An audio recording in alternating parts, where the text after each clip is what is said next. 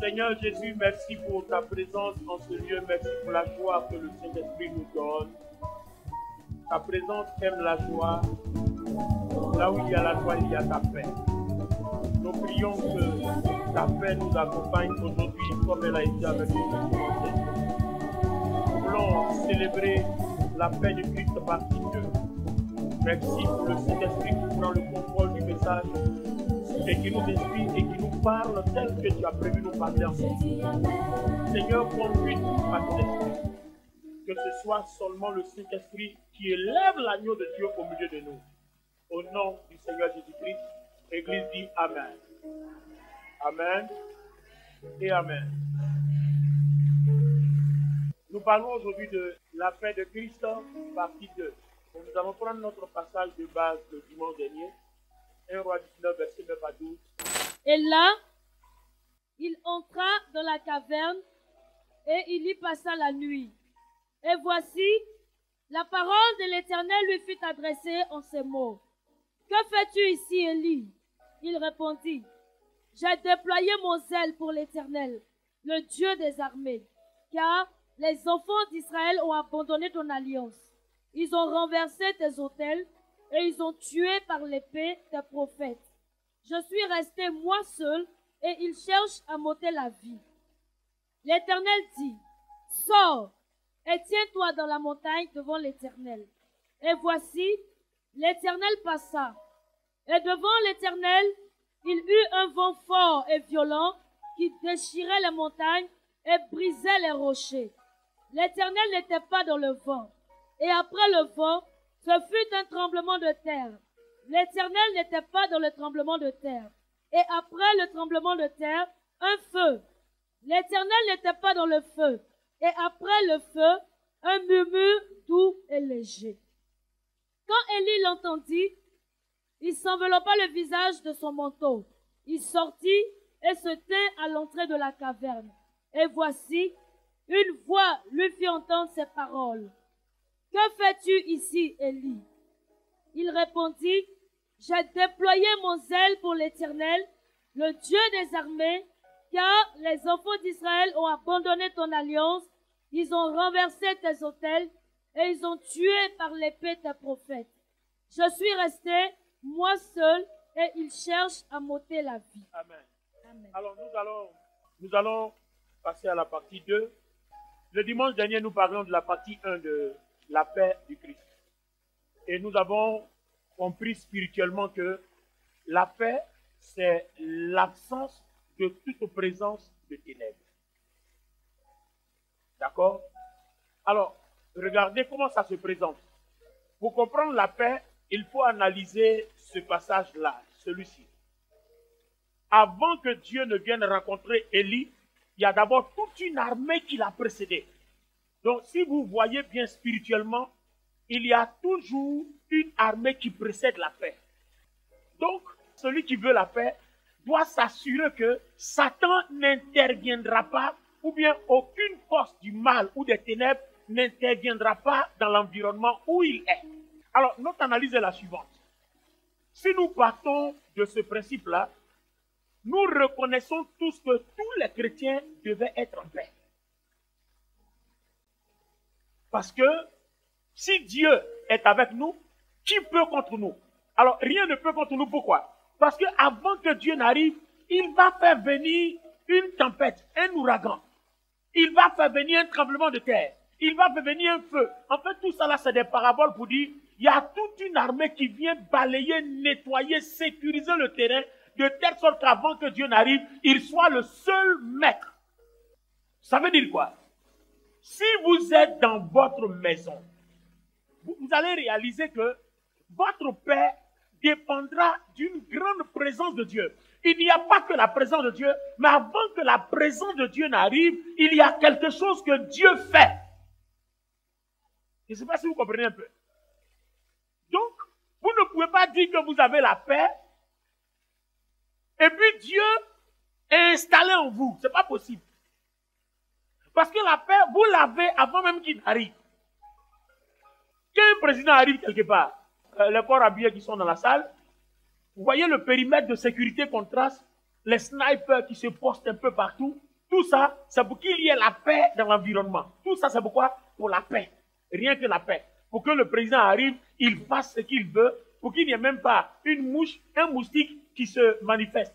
Il finit tout tranquillement et il retourne tranquillement. Et tous ceux qui sont là aussi, à l'acclamer, à le recevoir, à l'accueillir, sont tous en paix.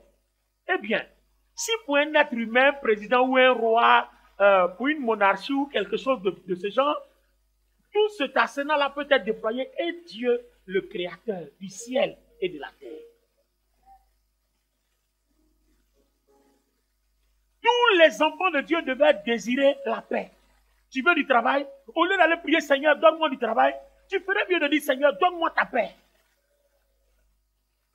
Parce que, Évangile Léonie, si tu as la paix, là où tu vas chercher ton travail, là, est-ce qu'il y a opposition?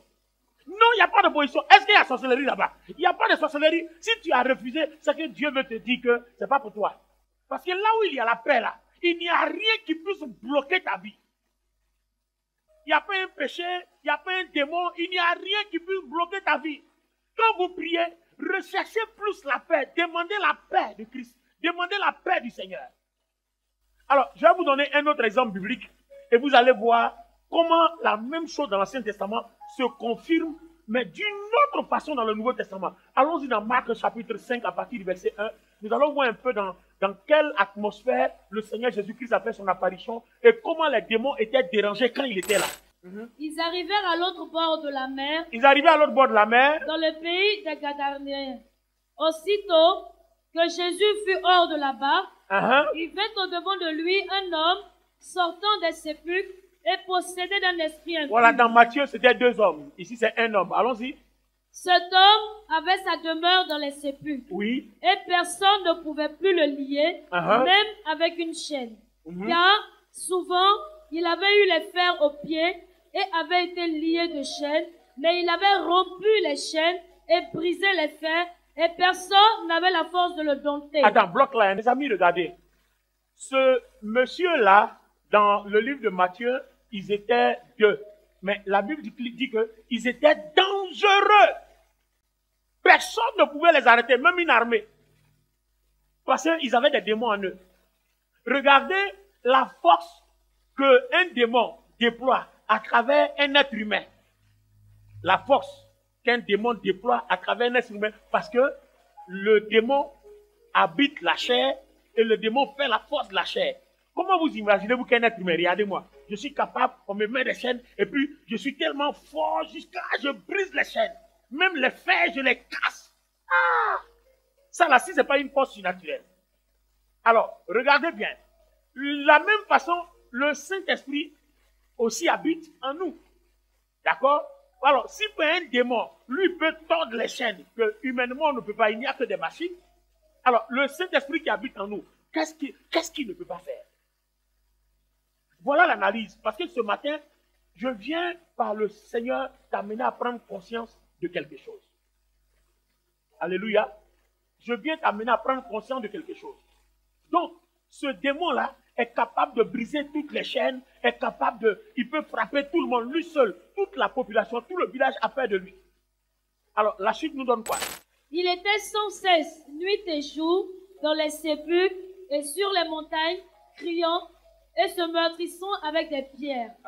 Ayant vu Jésus de loin, il accourut, se prosterna devant lui et s'écria d'une voix forte: Qu'il y a-t-il entre moi et toi, Jésus, Fils du Dieu très haut? Je t'en conjure, au nom de Dieu, ne me tourmente pas. Car Jésus lui disait: Sors de cet homme, esprit impur. Bloque-toi, bloque-là. Les amis, regardez. On a vu un passage dans l'Ancien Testament, non? Où avant que Dieu n'arrive, il y a eu vent, il y a eu ouragan, il y a eu feu. Tout ça là pour nettoyer le secteur, pour qu'il y ait la paix. Et là, regardez la version du Nouveau Testament. La version du Nouveau Testament ne nous présente pas qu'il y a eu un vent, il y a eu une tempête, il y a eu un feu.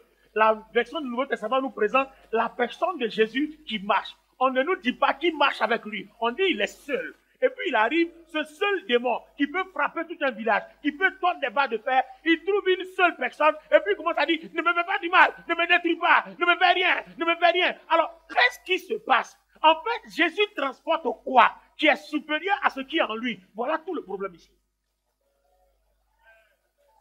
Alors que nous savons tous dans la Bible que la Bible dit quoi? Dieu était en Christ, réconciliant le monde avec lui. Donc, le même Dieu qui est passé devant la grotte où Élie était, c'est lui qui est en Christ par le Saint-Esprit. Et ce même Saint-Esprit-là, c'est lui qui nous a été promis. Et la Bible dit, il est sur nous, il est avec nous et il est en nous. Alors, les amis, donc en fait, quand le Seigneur Jésus-Christ passait, le Saint-Esprit était en lui, était sur lui, était avec lui. C'est ce que les démons l'ont vu et les démons ont compris qu'il y avait véritablement un feu. Donc, le Seigneur Jésus arrive. Et le démon qui trouble tout le village. Regardez comment la paix va entrer dans le village. Non, est-ce que quelqu'un comprend un peu là où on s'en va? Regardez comment la paix va entrer dans le village. La paix va entrer dans le village par l'entrée de Jésus. Le terroriste spirituel qui terrorise tout le monde a peur. Il ne peut pas être détruit. Donc, les démons là vont être chassés. Le monsieur va être libéré et tout le village sera en paix. La paix de Christ, partie 2, le titre de notre message ce matin. Tout le monde va être en paix. Pourquoi? Parce que Jésus est rentré là. Donc, il y a son nom et il y a le Saint-Esprit manifestant en 3 phases sur lui, en lui et avec lui. Alors, le côté triste qui m'attriste toujours quand je prêche ce message, c'est avons-nous le Saint-Esprit, oui ou non?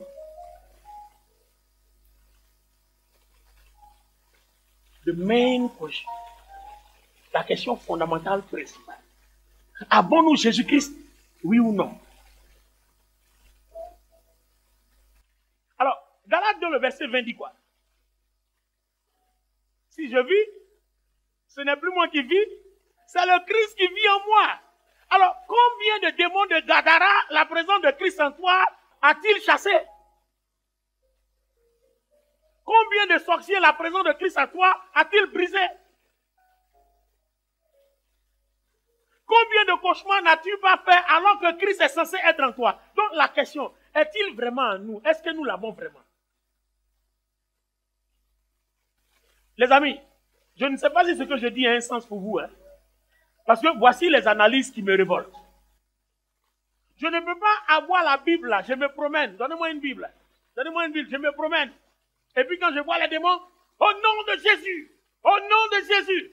Le fait d'attraper la Bible, on s'en fout, ça fait rien. Le fait que tu attrapes la Bible, le démon il s'en fout de ça. Parce que tu peux l'attraper sans l'incarner.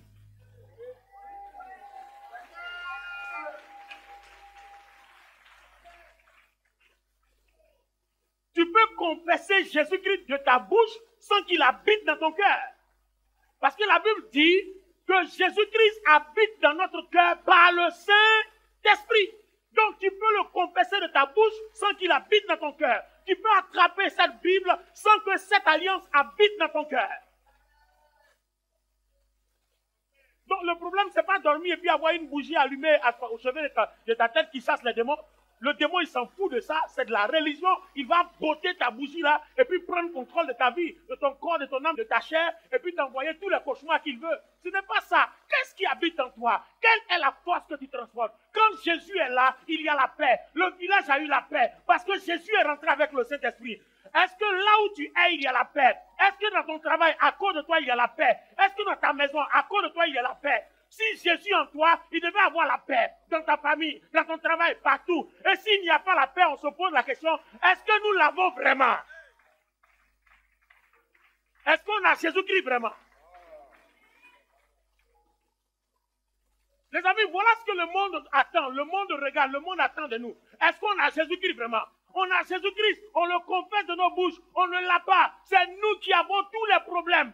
On fait délivrance 1000 fois, ça finit jamais. On fait délivrance 100 000 fois, ça finit jamais. Pourtant, on est censé avoir celui qui procure la paix. Celui qui chasse tous les démons. Celui qui brise toutes les maladies. Celui qui brise toutes les malédictions. Celui par lequel tout un village est libéré. On est censé l'avoir. Et puis on a des problèmes. On a des problèmes. Est-ce que nous avons réellement Jésus-Christ, les amis? Alors, pendant que nous confessons Jésus, qui habite réellement en nous? Qui habite en nous? Les amis, voici la vie chrétienne. Voici les questions que nous ne nous posons pas. C'est pour ça qu'on a tous les problèmes. Où est Jésus-Christ? Où est sa paix? Où est l'Éternel? Où est son ouragan? Où est sa tempête? Où est son feu dévorant? Avant qu'il y ait sa voix, il y a toute une armée qui le précède d'abord. Tu quittes le culte. Avant d'entrer dans ta maison, il y a les anges les plus puissants qui ont nettoyé le secteur. Tu rentres en paix. Alors que toi, tu sors du culte, tu arrives à la maison, c'est maintenant tu as mal à la tête. C'est maintenant tu commences à pleurer. Qu'est-ce qui ne va pas chez nous? Qu'est-ce qui ne va pas chez nous? Dans notre modèle de vie chrétienne, les amis, qu'est-ce qui ne va pas? Qu'est-ce qui ne va pas? Comment vivons-nous notre vie chrétienne? Comment avons-nous compris le Christ? Qu'est-ce qui ne va pas? On va aller au marché, Jésus. On va ici, Jésus. On voit là Jésus. Et on ne voit pas la paix de Jésus. Alors, est-ce qu'on peut essayer de répondre à ce genre de questions? Ta vie chrétienne, tes bénédictions dépendent de la paix du Christ qui t'accompagne.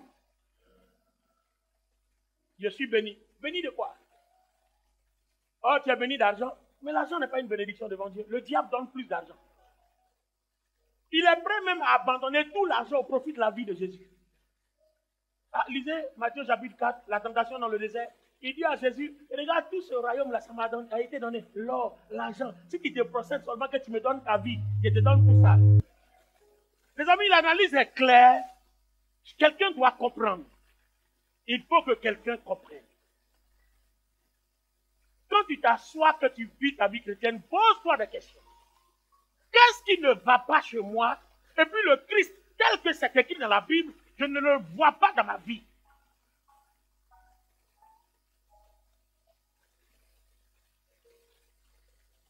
L'argent n'est pas une bénédiction selon Dieu.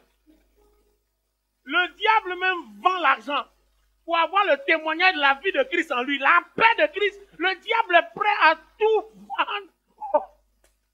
Oh.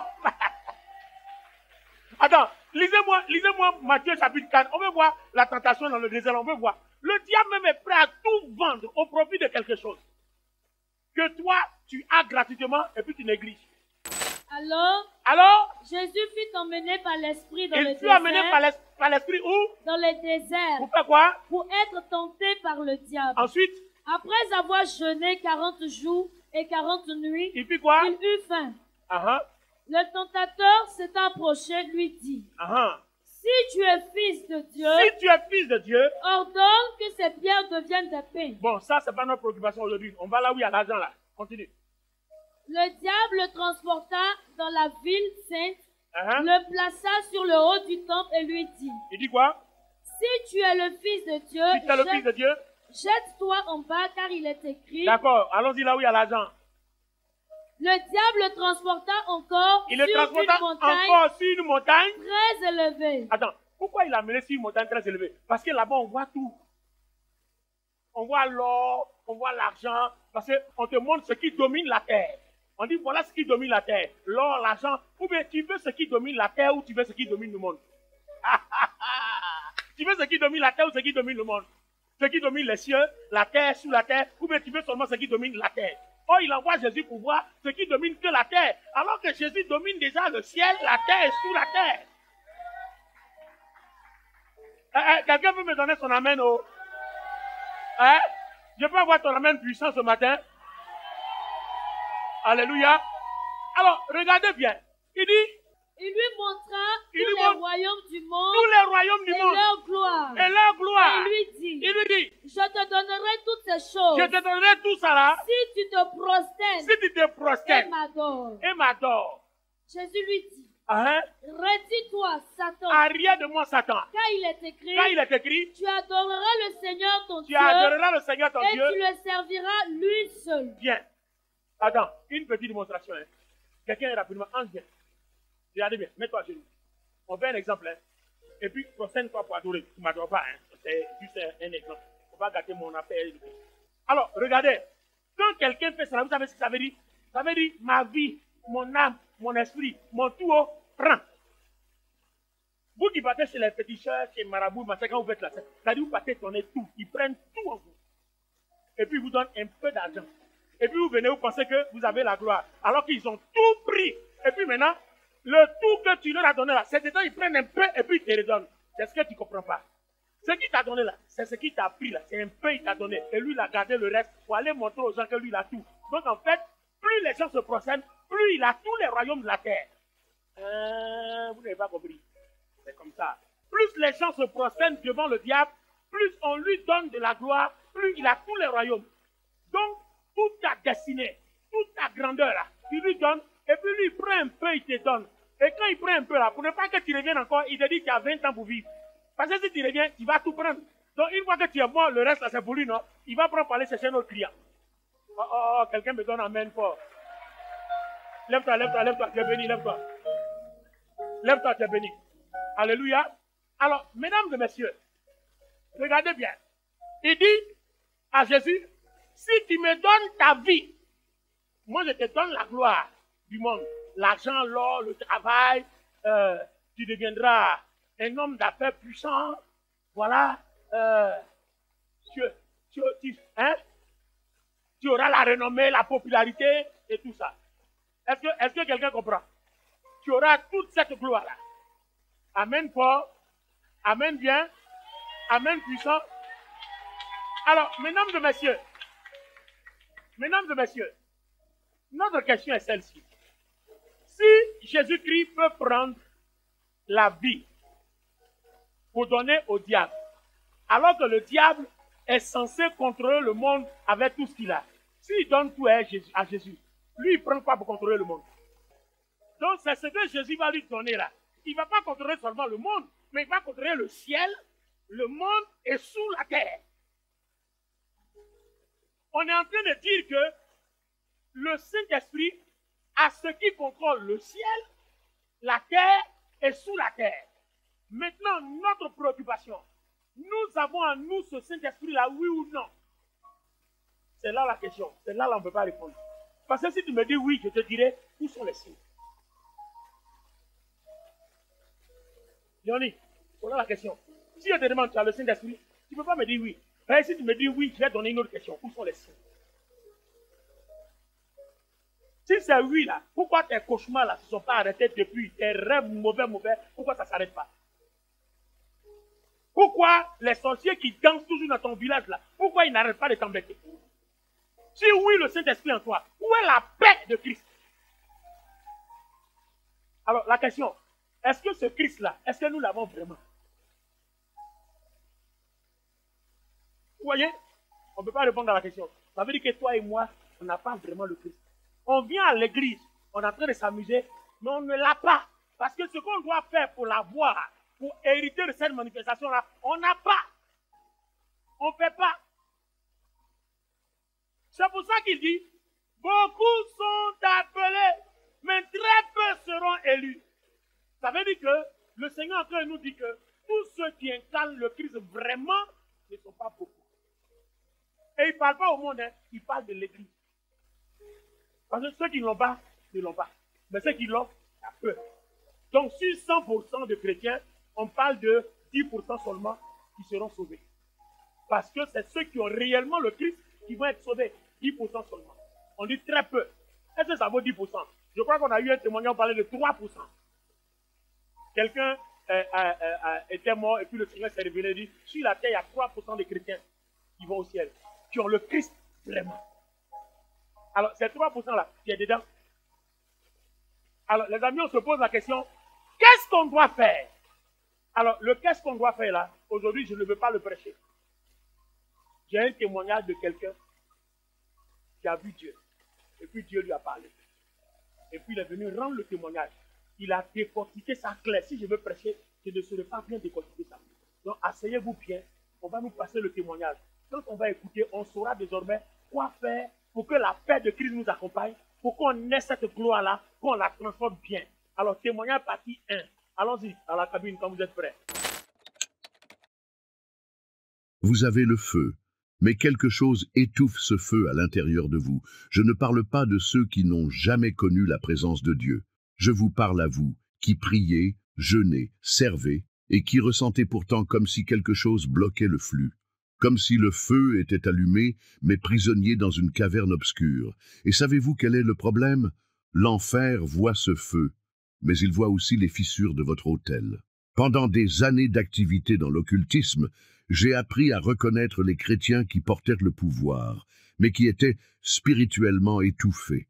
Et maintenant, converti, je peux vous affirmer avec certitude, il existe 3 choses qui étouffent le feu spirituel de manière invisible. Et la 3e est si subtile que même les forts l'ignorent. Quand j'ai découvert cela, j'ai compris pourquoi tant d'enfants de Dieu sont bloqués, même pleins de potentiel. Et aujourd'hui, vous allez le découvrir aussi. Mon nom est Elias Ramirez, j'ai 45 ans et je suis né au Mexique. Pendant 17 ans, j'ai agi comme opérateur spirituel au sein d'un réseau occulte de sorcellerie traditionnelle mexicaine. Je savais identifier, affaiblir et neutraliser le feu de chrétiens sincères, sans avoir besoin de les toucher. Avant de continuer, écrivez dans les commentaires d'où vous regardez. Je veux savoir jusqu'où cette parole atteint. Beaucoup de chrétiens pensent que leur feu spirituel est étouffé par quelque chose d'externe, un sort lancé, un esprit envoyé, ou peut-être la jalousie de quelqu'un de la famille. Mais l'ennemi n'agit pas toujours de manière directe. Et c'est justement là que réside le danger, quand le croyant lui-même devient le bloqueur de ce qu'il porte. Pendant les années où j'ai agi dans l'occultisme, j'ai appris à identifier quelque chose dans le monde spirituel appelé « éclat sans issue ». C'était comme si l'âme de la personne était allumée, mais enveloppée dans une cloche invisible. Nous savions que cette personne avait été touchée par Dieu, avait reçu l'autorité, avait un appel réel, mais son feu ne brûlait pas vers l'extérieur, ne générait pas de transformation, et quand nous enquêtions, spirituellement parlant, nous découvrions presque toujours le même schéma, des personnes blessées, mais trop orgueilleuses pour l'admettre. L'orgueil spirituel est l'étouffoir le plus sournois qui existe. Il n'apparaît pas comme de l'arrogance, il se déguise en force, en zèle, même en onction. C'est ce type d'orgueil qui fait que quelqu'un dit « je vais bien » quand en réalité il coule. C'est ce qui empêche un leader de s'agenouiller en secret parce qu'il s'est habitué à diriger en pilote automatique. C'est ce qui fait que l'épouse de prière arrête de s'examiner parce qu'elle prie trop pour avoir tort. Et savez-vous ce qui rend cela encore plus dangereux? C'est que l'orgueil spirituel se cache sur le même autel où Dieu devrait brûler en liberté. Il se nourrit de comparaisons, de succès apparents, de reconnaissance humaine. Et tout cela va étouffant le feu, petit à petit, en silence, sans scandale, seulement silence et froideur, là où il y avait avant intensité et brisement. Quand l'Esprit Saint est poussé dans un coin parce que la personne en sait déjà trop, le feu continue d'être là, mais commence à être emprisonné. L'autel continue debout, mais la braise s'affaiblit. Et quand l'enfer s'en aperçoit, il n'a même pas besoin d'attaquer, il attend juste que la personne se consume de l'intérieur. J'ai découvert que le plus grand ennemi du feu spirituel vient rarement de l'extérieur. Il vient du cœur, quand l'orgueil entre dans des lieux que seul l'esprit devrait habiter. Et tant que cela ne sera pas traité, il ne sert à rien de prier plus, jeûner plus, ni chercher de nouvelles révélations. Parce que le problème n'est pas dans l'intensité de la flamme, il est dans l'état de l'autel. Il y a quelque chose de plus dangereux que le péché commis, c'est le péché enterré. Ce qui n'a pas été confessé, n'a pas été traité, a seulement été poussé vers un coin sombre de l'âme avec l'illusion que, s'il reste silencieux, il disparaîtra tout seul. Mais le monde spirituel n'oublie pas ce que l'homme essaie de cacher. Une des façons les plus efficaces de neutraliser le feu spirituel de quelqu'un est de le laisser continuer à brûler en public, tandis qu'il pourrit à l'intérieur. Et c'est ce qui arrive quand les chrétiens portent des péchés non traités sur leurs autels. Ils continuent à prier, prêcher, chanter, diriger, mais quelque chose en eux pue dans le monde invisible. L'autel est monté, mais il est contaminé. Et Dieu n'allume pas le feu sur un autel sale. J'ai vu cela tant de fois comme opérateur spirituel dans l'occultisme. Il était courant de trouver des croyants qui brillaient, mais avaient des domaines de vie totalement compromis. Relations illicites, dettes non résolues, mensonges non confessés, rancœurs secrètes, habitudes cachées. Nous n'avions pas besoin de les toucher. Il suffisait d'observer. L'éclat ne se maintenait pas longtemps. Le feu commençait à tomber. Cela me rappelle ce qui s'est passé cette nuit de 1987, quand je suis entré spirituellement dans la maison d'une femme qui dirigeait un ministère d'intercession. Au début, elle semblait invulnérable. Mais quand nous avons approfondi, nous avons découvert qu'elle gardait en elle une culpabilité ancienne. Elle avait avorté dans sa jeunesse et ne l'avait jamais confessé à Dieu. La tâche était là, invisible aux yeux humains, mais très claire dans l'esprit. En moins de 3 mois, son ministère s'est effondré. Non pas parce qu'elle était faible, mais parce que l'autel était sale, même si la flamme était encore allumée. Qu'avons-nous appris? Que l'enfer n'a pas besoin d'éteindre votre feu. Il a juste besoin de vous laisser garder de la saleté sous lui. Un autel contaminé étouffe le feu. Il l'empêche de monter, de toucher, de transformer. Et le plus dangereux, c'est que le chrétien continue d'être actif. Mais spirituellement, il est étouffé. Dieu n'oint pas ce que la personne lui cache. Ce n'est pas une question de condamnation, c'est une question de libération. Tant que vous n'ouvrirez pas les portes de l'âme et ne traiterez pas les péchés enterrés, le feu que vous portez continuera d'être étouffé, et le monde spirituel continuera de vous observer, attendant que la flamme s'éteigne toute seule. Il y a des chrétiens qui n'écoutent pas l'Esprit Saint, non pas parce qu'ils ne parlent pas, mais parce que l'ego a installé un filtre qui censure tout ce qui ne correspond pas à son propre orgueil.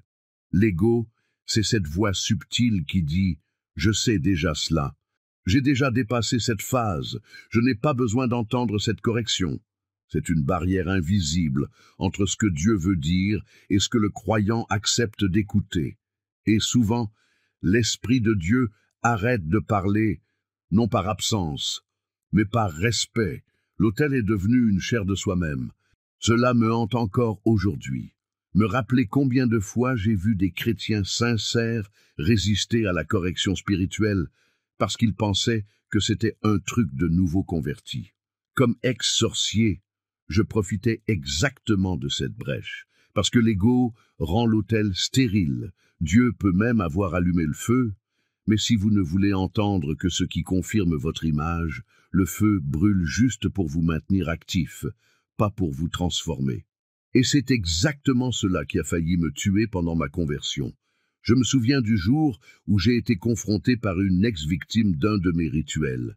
Elle m'a regardé dans les yeux, avec des larmes, et a dit « Tu mens encore à Dieu. Même ton repentir est sélectif. » Cela m'a brisé à l'intérieur, parce que c'était vrai. Je voulais me libérer, mais je voulais choisir ce que je donnais. Mon ego voulait encore contrôler même le processus de purification. Et pendant ce temps, le feu en moi brûlait en vain, sans direction, sans brisement, sans transformation. Vous pourriez être exactement à ce point maintenant. Vous portez des dons, priez pour d'autres, voyez des visions. Mais quand Dieu commence à parler de votre racine de vanité, vous faites taire la voix. Quand il touche cette blessure que vous cachez même de vous-même, vous changez de sujet. C'est de la censure spirituelle. Et celui qui censure l'esprit étouffe son propre feu. C'est pourquoi dans le prochain point, je vais vous montrer ce qui arrive quand cet ego se déguise en zèle, et comment cela crée des chrétiens actifs, mais émotionnellement fissurés. Le nom de cela, l'activisme religieux. Et c'est un des pièges les plus réussis de l'enfer pour vous éteindre de l'intérieur, pendant que le monde vous voit encore briller. Mais l'ego spirituel marche rarement seul. Quand il se voit exposé, il se déguise. Et un des déguisements les plus loués par les hommes et les plus utilisés par l'enfer est l'activisme religieux. Après cette confrontation avec la femme que j'ai citée dans le dernier point, j'ai essayé de compenser ma culpabilité en faisant plus. Je lisais plus, priais plus, évangélisais avec plus d'intensité, mais rien ne brûlait vraiment. Et c'est dans cette tentative de paraître repentant que je suis entré dans un piège invisible. Faire beaucoup, sentir peu et écoutait presque rien. À cette époque, luttant encore avec les résidus de l'occultisme, j'ai commencé à fréquenter secrètement des réunions chrétiennes. Je voulais comprendre comment ils opéraient, comment ils priaient, comment ils obtenaient tant de ferveur. Mais ce que j'ai trouvé m'a plus confondu que n'importe quel rituel auquel j'avais participé. J'ai vu des personnes actives, même des leaders, mais avec des yeux opaques, des voix fortes, mais aucune autorité, des attitudes fermes, mais sans brisement. Et là, dans une de ces réunions, l'Esprit Saint a murmuré quelque chose que je n'ai jamais oublié. Il brûle sur le mauvais autel. Cela m'a frappé comme un couteau, parce que dans cette salle pleine de Bibles, d'instruments et de leaders motivés, j'ai réalisé que le feu n'était pas de Dieu, c'était le feu de la performance. Ils construisaient des ministères sur l'émotion, la réputation et la reconnaissance. Mais l'autel était fissuré. Il n'y avait pas de don de soi, seulement du bruit. Il n'y avait pas de reddition, seulement de l'activité. Ce type de chrétien est fonctionnel, mais spirituellement difforme. Il aide dans les cultes, porte la Bible, poste des versets. Mais à l'intérieur, l'autel est divisé entre Dieu et l'image de soi. Ils sont sincères, mais étouffent l'esprit avec un agenda de ministère qui n'a jamais été approuvé au ciel. Et voici la partie la plus dangereuse. Cet activisme maintient le chrétien en mouvement, ce qui donne la fausse sensation qu'il grandit. Mais en réalité, c'est juste de la fatigue, un feu qui brûle vers l'extérieur, mais qui s'est déjà éteint à l'intérieur. Mais il y a quelque chose de pire qu'être éteint, c'est brûler mal. L'activisme peut même masquer pendant un temps, mais arrive un moment où la rancœur commence à fuir. Elle ne crie pas, elle ne se présente pas comme une possession, elle chuchote en s'éteignant. Et quand l'autel est fissuré, n'importe quel chuchotement a le pouvoir de noyer la braise qui reste encore. Je me souviens comme si c'était hier. J'étais dans un culte, converti depuis quelques mois seulement, essayant d'apprendre comment me connecter vraiment avec Dieu. Mais je détestais cet homme sur la chair. Il ne savait même pas qui j'étais, mais quelque chose en lui, peut-être son passé, sa façon d'être, sa confiance, me rappelait quelqu'un qui m'avait trahi quand j'étais encore un jeune occultiste au Mexique. Et rien qu'en voyant ce prédicateur, mon esprit se fermait. Je chantais, mais bloqué. Je priais, mais à sec. Je jeûnais, mais sans rien entendre.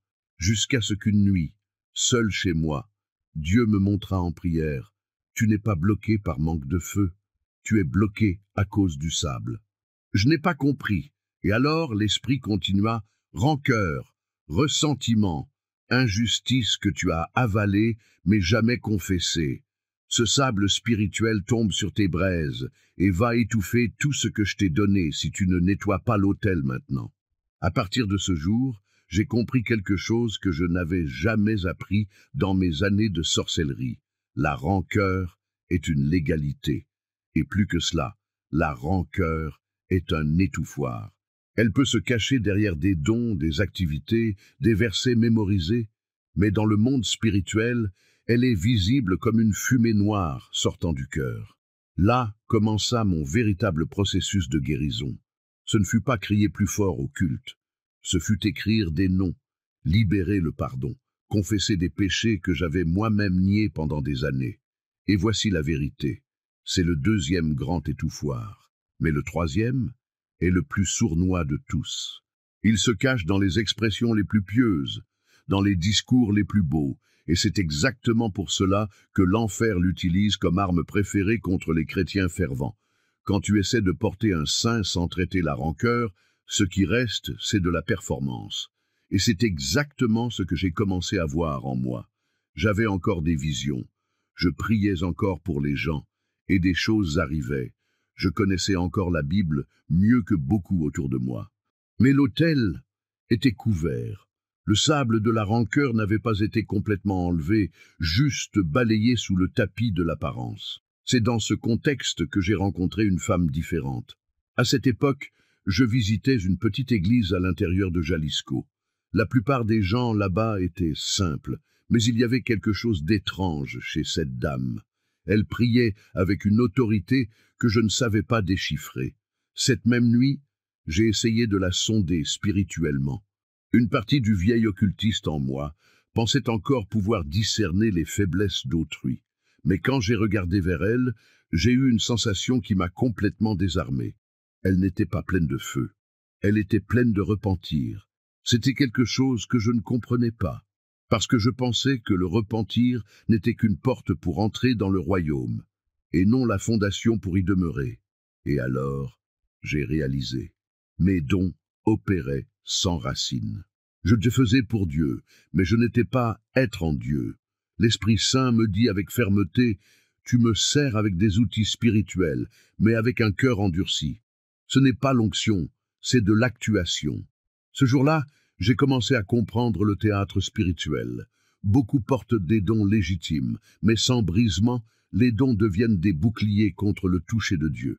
La personne parle bien, chante avec puissance, prêche avec fermeté, mais à l'intérieur elle est vide. Et pire, elle ne s'en rend même pas compte. C'est le grand danger du feu étouffé. Il ne s'éteint pas d'un coup. Il continue d'être allumé, mais sans vraie chaleur. Et dans cet état, le chrétien devient comme un acteur sur scène, expressif à l'extérieur et sec à l'intérieur. Mais il manquait encore quelque chose que je n'arrivais pas à identifier. Une clé qui bloquait beaucoup d'autres autour de moi, quelque chose que l'enfer lui-même utilisait fréquemment pour éteindre des chrétiens prometteurs. Et je n'ai découvert ce que c'était qu'en observant avec qui ces chrétiens se liaient. Elle priait avec autorité. Mais c'était son autel, et non seulement les paroles, qui m'exposaient. Après cette rencontre, j'ai passé des semaines à essayer de comprendre pourquoi des chrétiens, aussi sincères qu'elle, portaient un feu que le monde spirituel reconnaissait, tandis que d'autres, plus visibles et même plus actifs, n'étaient que lumière éteinte dans l'invisible. C'est alors que j'ai commencé à faire attention à quelque chose que peu considèrent spirituel, les liens alentour. Je me suis souvenu de dirigeants que j'avais connus, pleins de dons, mais qui n'arrivaient pas à rompre avec certains liens, amitié intéressée, partenariat charnel, même des relations amoureuses, avec des personnes qui rejetaient la sainteté. Et le modèle a commencé à émerger. Le feu ne mourait pas par manque d'huile, il mourait par contamination silencieuse. Pendant un des rituels auxquels j'ai participé encore dans l'occultisme, j'ai appris quelque chose qui me donne des frissons jusqu'à aujourd'hui. Il est plus facile d'éteindre l'onction d'un chrétien en contaminant ses connexions que d'affronter sa foi. La phrase fut dite par un prêtre des ténèbres à Veracruz pendant qu'il consacrait des noms et visages de personnes qui seraient piégées par des relations soigneusement infiltrées. Ce jour-là, j'ai compris ce que signifie avoir un autel contaminé par des alliances invisibles. Et quand j'ai repensé à cette femme, l'intercesseuse qui m'avait désarmé, j'ai perçu le détail le plus puissant. Elle s'était séparée de tout et tous ceux qui essayaient de diviser l'espace de son autel avec Dieu. Ce n'était pas un isolement religieux, c'était du discernement relationnel, parce que le feu spirituel a besoin d'atmosphère. Et tu ne maintiendras jamais la flamme allumée si tu es entouré de qui soufflent contre elle quotidiennement. Les relations non traitées sont comme des fissures dans la dalle de l'autel. Tu peux oindre, jeûner, prier, mais si les gens autour de toi drainent ta force, manipulent tes décisions, contaminent ton esprit, alors, tôt ou tard, le feu s'éteint. Ou pire, il se retourne contre toi. Et c'est là qu'une vérité m'a frappé avec force. Les chrétiens, avec une haute charge spirituelle, mais avec de mauvais liens, deviennent dangereux pour eux-mêmes. Ils portent de la dynamite, mais laissent allumer la mèche des mauvaises personnes. Cette découverte m'a amené à voir ce qui a presque détruit ma vie au moment de ma conversion. Tu sais ce qui est plus dangereux que de ne pas avoir de feu spirituel. C'est de l'avoir et ne pas savoir où il brûle. Quand un chrétien porte une onction légitime, des dons réels et une autorité donnée par Dieu, mais permet des brèches non traitées, orgueil, rancœur, péché caché ou lien contaminé, le feu commence à chercher une sortie. Et s'il ne trouve pas d'espace pour monter comme en sang, il commence à brûler à l'intérieur. C'est ce que j'ai vu arriver, non seulement aux autres, mais à moi-même. Pendant mes années dans l'occultisme, j'identifiais ceux qui avaient un potentiel spirituel bloqué. Ils portèrent la gloire, mais tombaient malades, stagnaient ou vivaient dans des cycles de chute et de culpabilité. Et au lieu de les attaquer directement, nous observions seulement, parce que nous savions que leur propre feu se retournerait contre eux avec le temps. L'ennemi n'a pas besoin d'éteindre ce que Dieu a allumé, il a juste besoin d'étouffer. Et alors le feu, sans direction, commence à générer frustration, fatigue, confusion spirituelle, crise d'identité, rébellion contre les dirigeants, éloignement de la parole. C'est le même feu, juste qu'il incendie le mauvais endroit. J'en ai moi-même été victime. Après avoir commencé à être confronté à la vérité, quand cette femme m'a démonté spirituellement, une lutte interne a commencé. À l'extérieur, j'étais encore le même, ferme dans les rituels, respecté parmi les occultistes, considéré intouchable. Mais à l'intérieur, quelque chose avait été allumé, et ce feu a commencé à consumer tout ce que j'étais. J'ai passé des nuits sans dormir, ayant des visions, entendant des phrases de la Bible que je n'avais jamais lues, sentant une présence dans la chambre qui n'était plus des ténèbres, mais qui n'était pas non plus familière. Ce n'était pas une possession, c'était une collision, deux feux s'affrontant, celui que je portais et celui que Dieu avait commencé à rallumer.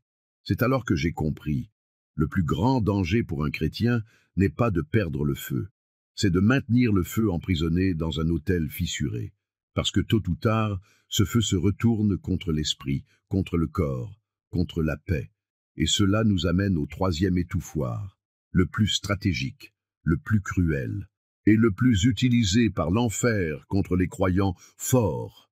Maintenant que tu as déjà compris le danger interne, il est temps d'exposer l'ennemi invisible le plus efficace. Je croyais que les chrétiens étaient tous pareils, fragiles, contradictoires, attachés à un livre ancien que personne ne respectait plus. Mais après des années dans l'occultisme, j'ai appris que le royaume des ténèbres voit les enfants de Dieu différemment. Nous avions une liste. Oui, une liste. Elle n'était pas écrite sur papier, ni accessible avec des mots de passe. Elle était spirituelle. Nous l'appelions carte de chaleur, un traçage invisible qui détectait qui brûlait et qui semblait seulement être allumé à l'extérieur. C'est ainsi que nous choisissions les cibles, pas par combien de prières ils faisaient, ni par combien de versets ils savaient par cœur, mais par la fréquence de la flamme, par la consistance de l'abandon, par la pureté de l'autel. Ceux qui étaient sur la liste de hauts risques spirituels n'étaient pas les plus célèbres. C'étaient ceux qui avaient le silence dans le cœur, mais l'intensité dans l'esprit. Ceux qui jeûnaient sans posteur, qui pleuraient avec la Bible ouverte quand personne ne voyait. Ils étaient difficiles à toucher, presque impossibles à neutraliser. Mais il y avait un deuxième groupe, et c'était notre cible principale, l'armée éteinte.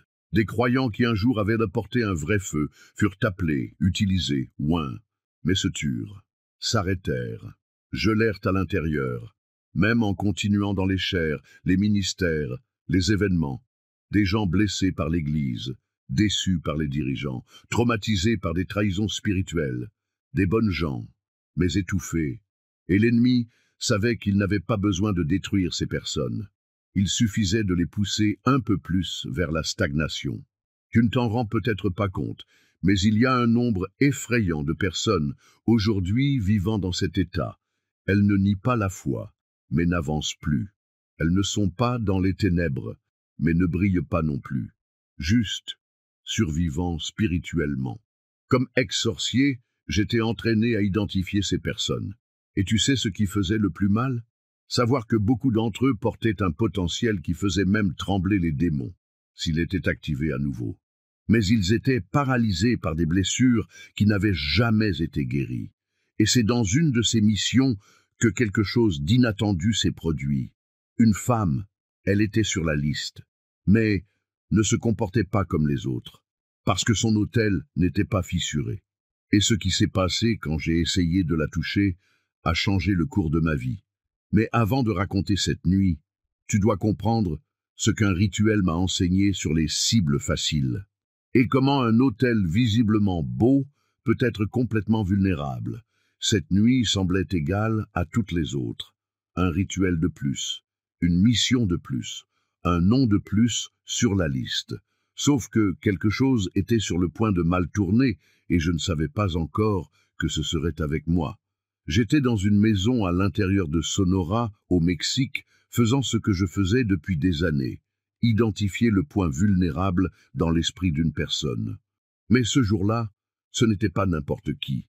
C'était une dirigeante de prière qui avait impacté des jeunes, des couples, des familles entières.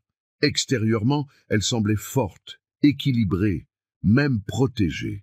Mais quand nous avons commencé l'invocation pour accéder à son miroir spirituel, une pratique utilisée pour espionner l'autel intérieur des chrétiens, ce que j'ai vu m'a choqué. Il n'y avait pas absence de feu.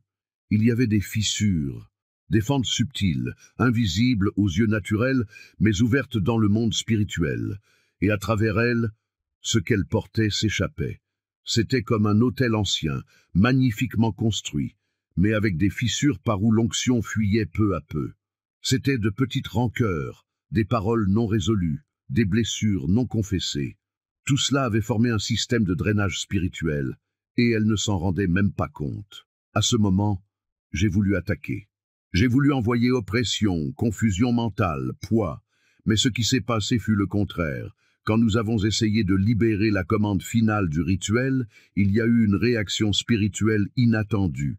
Sa flamme a résisté, même fissurée, même avec des défauts, le feu qui restait en elle ne s'éteignait pas, et cela généra un type d'interférence spirituelle que nous n'avions jamais vu, comme s'il y avait une main invisible protégeant cet autel, implorant pour la restauration. C'est là que j'ai compris quelque chose qu'aucun maître occultiste ne m'avait jamais enseigné.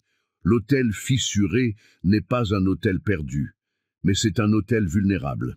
Et s'il n'est pas traité, avec le temps, il va s'effondrer.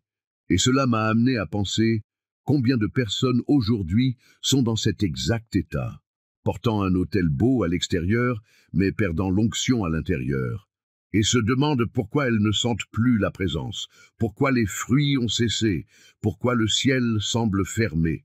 Ce n'est pas un manque de prière, ce n'est pas l'absence d'appel, c'est une fissure cachée. Et à ce moment-là, devant la résistance de cet autel blessé, j'ai senti quelque chose d'étrange en moi, comme si la gloire qui existait encore en elle essayait de m'atteindre. Mais avant de te raconter ce qui s'est passé quand j'ai essayé de l'affronter à nouveau, tu dois savoir comment identifier ces signes en toi, parce que parfois tu brûles encore, mais personne d'autre ne peut le voir. Après cette nuit où j'ai vu l'autel de cette femme résister à tout ce que nous avons lancé, je suis devenu obsédé, pas par sa victoire, mais par la contradiction. Comment quelqu'un de si spirituellement vulnérable, avec des fissures visibles dans l'autel, portait-il encore une flamme vivante? C'est alors que j'ai commencé à étudier quelque chose qu'aucun sorcier de mon cercle n'osait admettre. Les chrétiens, avec un feu étouffé, brillent encore, mais ils brillent vers le bas. Et cette lueur attire quelque chose de très spécifique dans le monde spirituel, l'oppression sélective. Ce que je veux dire, c'est ceci.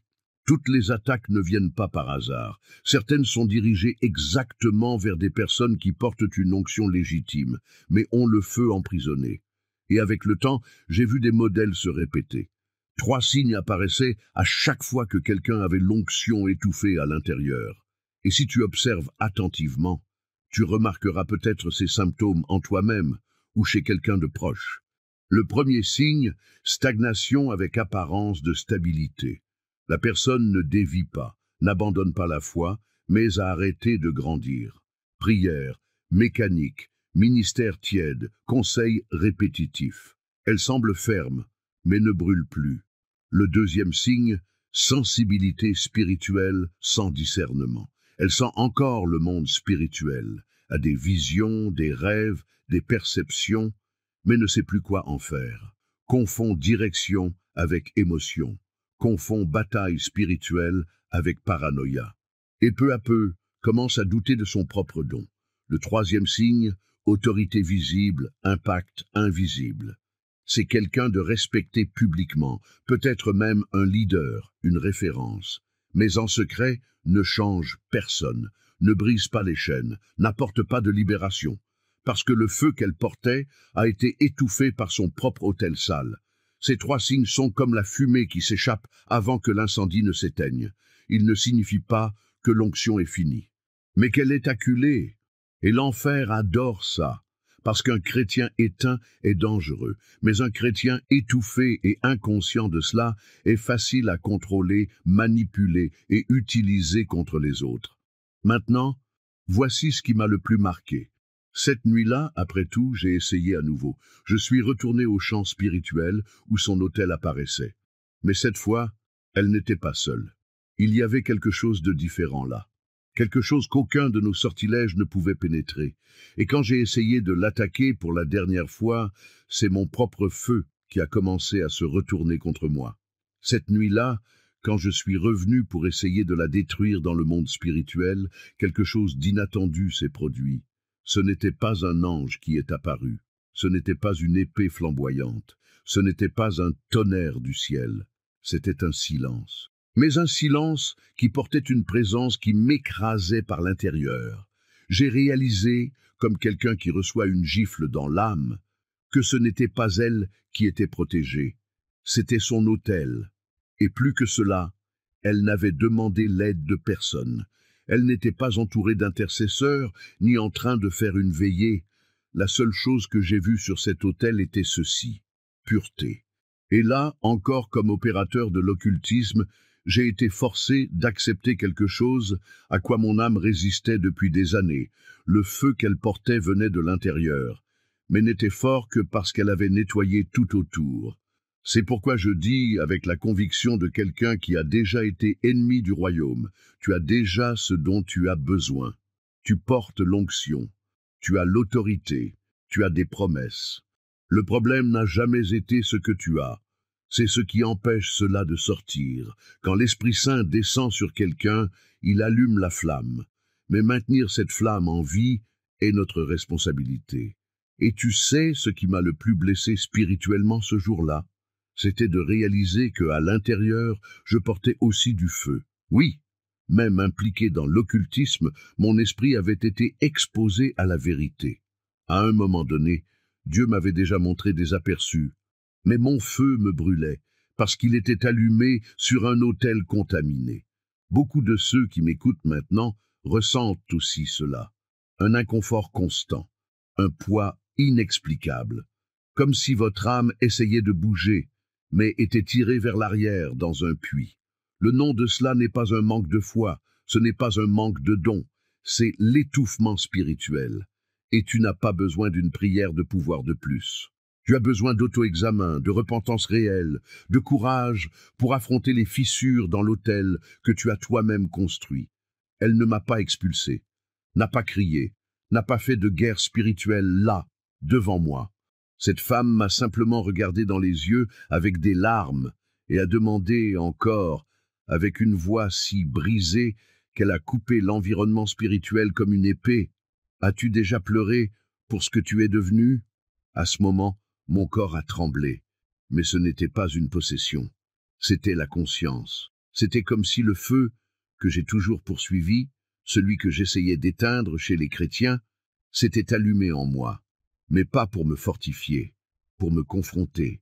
C'est à ce moment que j'ai réalisé ce que l'enfer craint le plus, les chrétiens qui s'auto-examinent avec sincérité, parce que le vrai auto-examen est la torche qui envahit les coulisses de l'âme. C'est quand l'Esprit Saint cesse d'être un sujet et redevient une personne vivante en toi. Dans les rituels que je réalisais, nous apprenions à exploiter justement l'opposé de cela, la zone aveugle, la partie de l'âme que la personne évite d'affronter, par peur, par orgueil, par routine. C'est là que le feu spirituel reste emprisonné. C'est là que les dons sont enterrés vivants. C'est là que la stagnation construit des racines. Cette femme ne le savait pas, mais ses paroles ont ouvert une guerre en moi. Je ne voulais toujours pas Dieu. Mais je ne pouvais plus non plus vouloir le mal. C'est là qu'est née la crise qui me déchirerait de l'intérieur dans les jours suivants. Et c'est pourquoi aujourd'hui, je te dis avec autorité, si tu sens que tu as quelque chose de bloqué, étouffé, coincé spirituellement, ne cours pas vers les activités, cours vers l'autel de l'auto-examen. C'est là que tout commence.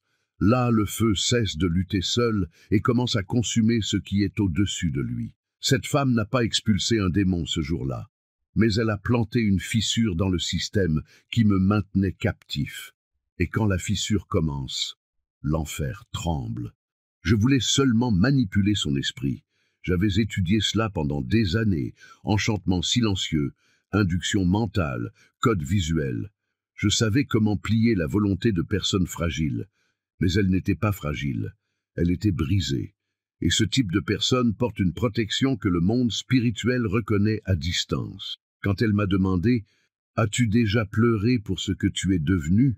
quelque chose a explosé en moi. Cette nuit-là, j'ai essayé de faire ce que je faisais toujours, utiliser des symboles spirituels pour jouer avec son âme. Mais chaque mot que je prononçais revenait avec une force qui me faisait reculer. Ce n'était pas seulement de la résistance spirituelle, c'était comme si je me confrontais à un miroir ardent qui me renvoyait tout ce que j'étais, sans maquillage spirituel. C'est à ce moment que j'ai découvert ce qu'est le feu inversé. Quand tu essaies de manipuler quelqu'un rempli de la présence de Dieu, le feu qui est en lui ne te protège pas seulement, il t'expose. Et c'est exactement ce qui m'a brûlé. Cette nuit-là, j'ai vomi pendant 3 heures. Il n'y avait pas de nourriture dans l'estomac. C'était l'esprit essayant de se débarrasser de ce que le corps ne pouvait plus porter. J'ai vu des ombres s'éloigner, des pactes se défaire, et j'ai réalisé que quelque chose en moi mourait, et ce n'était pas seulement l'occultisme. Et alors j'ai compris, le feu qui existe chez les chrétiens qui marchent dans la pureté ne sert pas seulement à protéger, il sert à purifier l'environnement où ils sont. Sa présence dans cette salle a généré une rupture invisible dans le territoire que je pensais contrôler. C'est alors que je me suis souvenu d'un principe ancien. Le feu étranger consume celui qui le porte sans alliance. Et là, par terre, détruit de l'intérieur, j'ai commencé à comprendre que la femme que je voulais détruire m'avait évangélisé sans même mentionner le nom de Jésus. Elle portait un autel, et cet autel était propre, sans rancune, sans orgueil, sans distraction. Et quand l'autel est propre, le feu fait ce pourquoi il est né, brûler, purifier, libérer. Si tu es arrivé jusqu'ici, ce n'était pas par hasard. Peut-être es-tu parmi ceux qui portent un feu réel, don, révélation, autorité spirituelle, mais se sentent comme si rien n'avançait, comme si quelque chose empêchait toujours. Laisse-moi te dire avec toute clarté, le problème n'est pas ce qui te manque, c'est ce qui n'a pas encore été enlevé. Des rancunes qui n'ont jamais été traitées, une religiosité qui masque l'orgueil, des dons utilisés sans repentance, un ego déguisé en autorité spirituelle. L'Esprit Saint ne t'accuse pas, il t'appelle. Il t'appelle à nettoyer l'autel, à faire de la place, à permettre que le feu que Dieu t'a déjà donné respire enfin avec liberté. Aujourd'hui, je suis un homme transformé. Je ne porte plus de symboles occultistes, ni ne me cache derrière des ombres. Je suis temple. Et comme temple, je prends soin du feu que je porte. Parce que je sais que, quand l'autel est propre, le feu attire le ciel. Si ce message a touché ton cœur, si tu sens que quelque chose ici a été une réponse à la prière ou une confirmation spirituelle, je veux t'inviter à faire 2 choses. 1. Regardez à l'intérieur. Ce n'est pas à propos du voisin ni du pasteur qui vous a blessé. C'est à propos de ce qui est encore là-dedans, étouffant ce que Dieu vous a donné.